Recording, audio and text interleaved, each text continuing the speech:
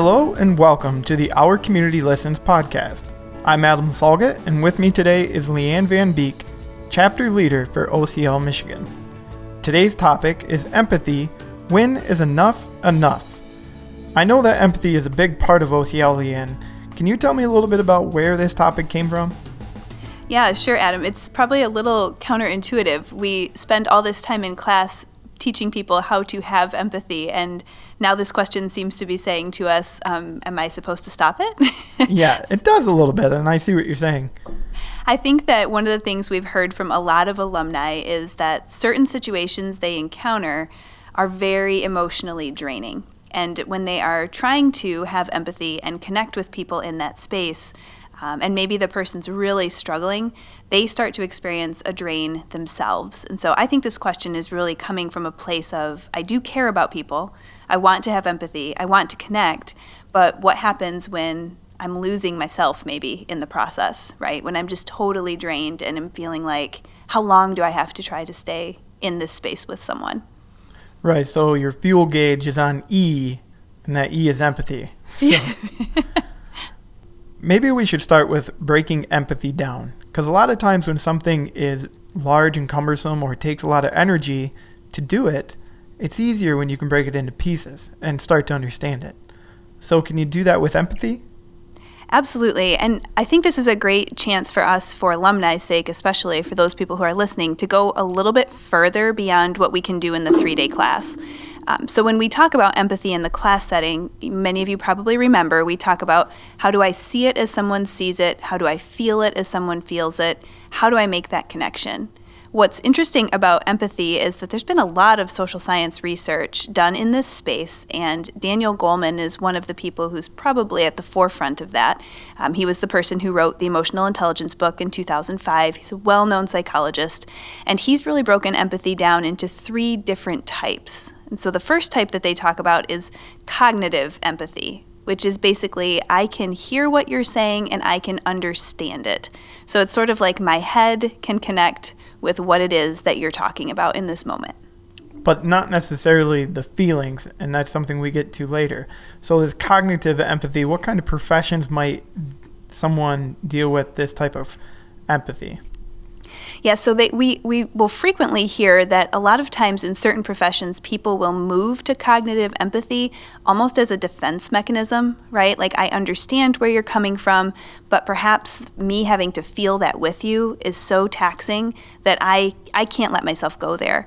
You'll hear this a lot of times with medical professions. I know we have nurses in our alumni base who will say, I can't do that. I can't go to that space. Social workers. So there's lots of fields where people sometimes will maybe intentionally choose that as a protection kind of mechanism. Because if they were going into the next type of empathy, effective and emotional, every day, all the time, I can't imagine what that would be like for them. Right. So the second type of empathy that we're looking at is called affective empathy or emotional empathy. And this one is fascinating to me. This one is actually like emotion is contagious, right? So if you come into work and you are just stressed to the max and you're telling me everything has gone wrong, I'm so frustrated, as I'm listening to you, I'm actually picking up those emotions from you and feeling it right along with you. There's been a lot of research that's been done on people's brains, right? And wondering why is it that some people just naturally seem to pick up on emotions and feel them right along with you, and other people don't. And so there's a part of our brain where we have something called mirror neurons, and those mirror neurons are what is firing when I see you having an emotion. So people with a lot of mirror neurons in their brains have a very easy time going into this emotional empathy space, and they may struggle more to shut it off. You may have 2 people hearing the same story, sitting in the same room with the same atmosphere, and one person might be starting to feel down, if it's a negative story, let's say, and the other person might just simply be able to let it, I guess, roll off their back. And so that can be different per person? Absolutely. The level of mirror neurons that you have in your brain is going to dictate the level of emotional empathy that you will really just naturally respond with. So the thing with this affective emotional empathy, especially if you're someone who has a lot of mirror neurons, is that when someone is struggling and that triggers a response in you, if you're not aware that that's what's happening, you can really find yourself getting sucked in, right? You're thinking about that person constantly. You're worrying about them. You're almost carrying that load with them, just as kind of a natural response.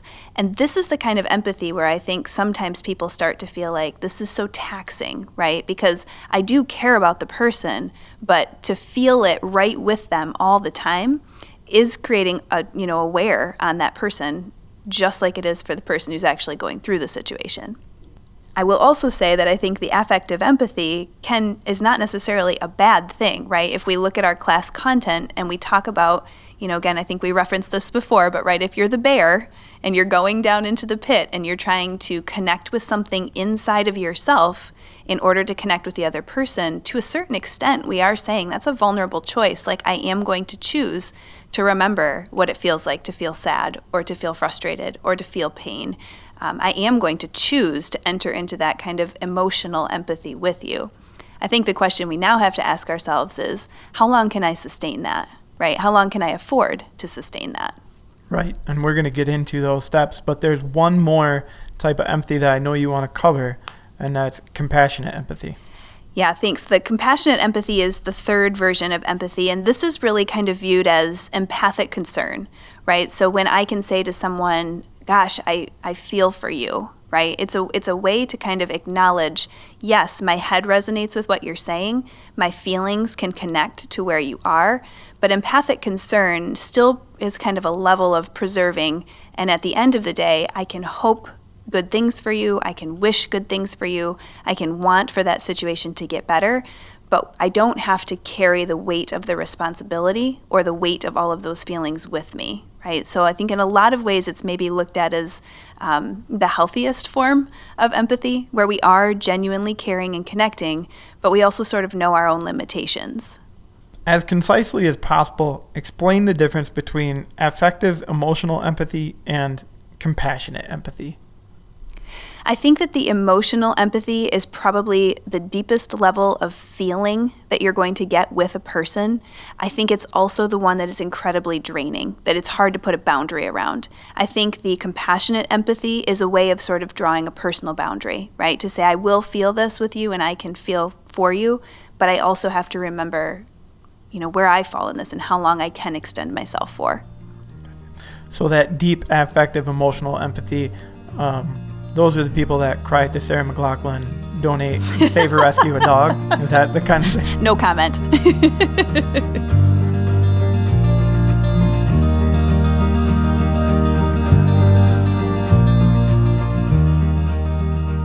So no matter what type of empathy you're typically expressing, it can all become too much. We know that this wears on us eventually. How do we know when enough is enough? Yeah, it's a great question. And for those people who've had me as a professor in class, I hope they all smile when they hear me say wisdom and discernment, because I feel like that is one of my taglines in the classroom. It's hard to make that call for someone else, but I will give you a couple thoughts. I think that emotional empathy is very impactful, right? If you're really struggling, if you are the person in the pit, knowing that somebody is there trying to feel that with you and really walk that out is powerful. So hear me on this. Like, this affective emotional empathy is not something we should avoid. I think we just have to be aware of what it takes of us. I would use the example of when my best friend was going through her divorce. I know I spent a lot of time in affective emotional empathy with her. It was distracting at times. It was probably heavier than what it may have needed to be. But when I look at the strength of that relationship and how important it was for me to be there for her, I think I intentionally made the choice to be overextended because I needed to be there for her in that moment. And given that she didn't have a lot of other people who could do that for her, I think that was another factor in my decision. So I think sometimes we're going to have to weigh out, how close am I to this person? What are the other resources they have? Sometimes I may consciously choose to step into that space and say, you know what, for this season, I am going to choose to be a little overextended here because this person really needs me in that space. There may be other times where we look at that relationship and we say, you know what, they have other support people. I need to encourage them to connect to those people. Maybe the situation is beyond me, right? Like maybe I don't have the resources to support them and I need to connect them to someone else.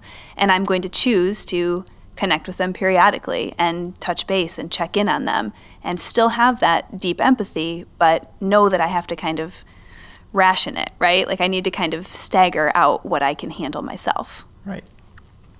If someone is in a space that you know you're not able to do what they need from you, you're not able to give them the empathy that they need, and you want to talk to them about utilizing resources around them, is that borderline getting into a confrontation? Oh, I think that's a great question. In my mind, you are now dovetailing into potentially an effective confrontation. And I know we don't want to probably segue too far off here, but I think it takes us right back into the portion of effective confrontation where we talk about my 3 moves, right? So my 3 moves, I always have moves, right? I can accept the situation. I can accept that I need to be a mainstay for this person right now. I can adjust the circumstances. I can back away, I can try to connect them to someone else, right? Or I can ask for a change. I can intentionally put together that confrontation message and say, this particular behavior that I'm seeing, right, is having this impact on you, and I'm feeling out of my depth. I'm feeling like I can't help, right? I'm feeling scared or overwhelmed or whatever those feelings are that we're experiencing. I think you're making a great connection there when we hit that point where we realize I can't do this in the way this person needs. I need to have some way to frame that for them. Yeah, it sounds like that's a lot better than I go talk to someone else or I can't hear this anymore. I mean, those are not going to get your message across. They may not be the most empathetic. Let's say that. Exactly, because if you're trying to talk to someone you love, you want to find the right way to say it. Sure.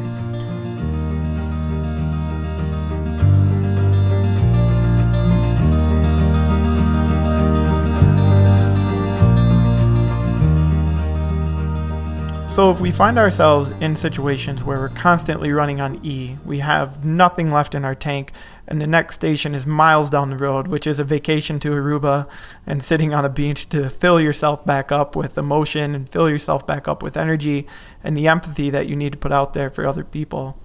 If we notice these behaviors are happening and we're constantly running out, what kind of actions can we take to correct that? Is Aruba an option? Because I kind of liked the mention of Aruba in there. It sounds nice this time of year here in March when it's still cold in Michigan.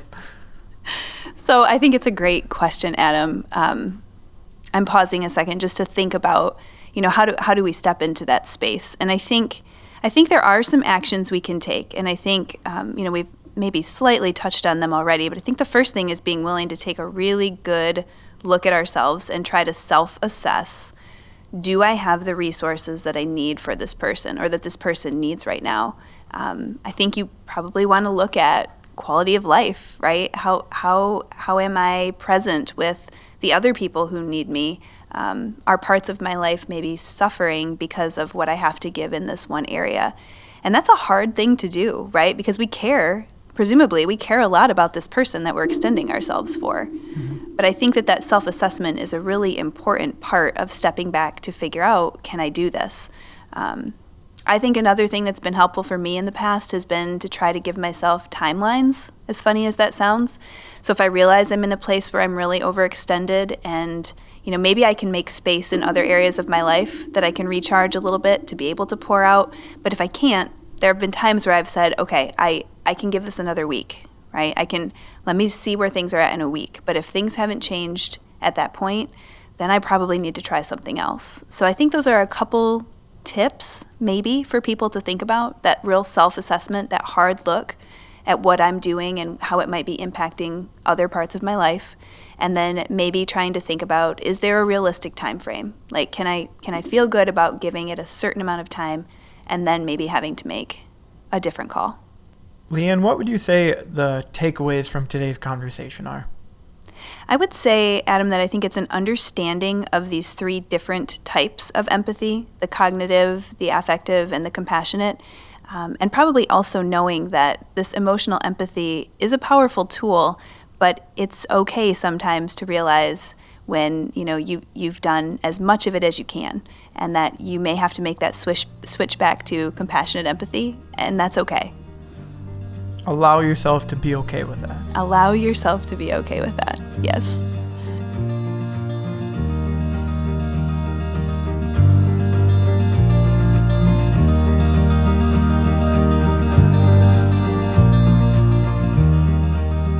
So for today's In Your Words section, we have a comment from an OCL alumni from Charleston. Listening to someone is so close to loving them, you almost can't tell the difference. What this reminds me of is when you first start dating someone and those butterfly loving feelings come and you just feel it right away, and all you're doing is listening to them. That's all you do. You want to soak everything in. And I think there's times when we get older or deeper in our relationships where we get so busy we forget to do that, and we lose track of the idea that love really is listening, just paying attention, giving them the empathy, giving them the attention that they deserve goes a long ways. Leanne, thanks for the information today. I'm pretty excited to go home and talk to my wife about the mirror neurons that cause me to tear up each time Sarah McLachlan comes on TV singing about the dog that needs some help. Yeah, Adam, sorry, we don't have a class for that yet. Oh, well, either way, I think it's time to wrap up today's episode. We would love to hear your comments and questions. Find us on Facebook as Michigan OCL Alumni. And for all of the alumni out there, don't forget, you are the message.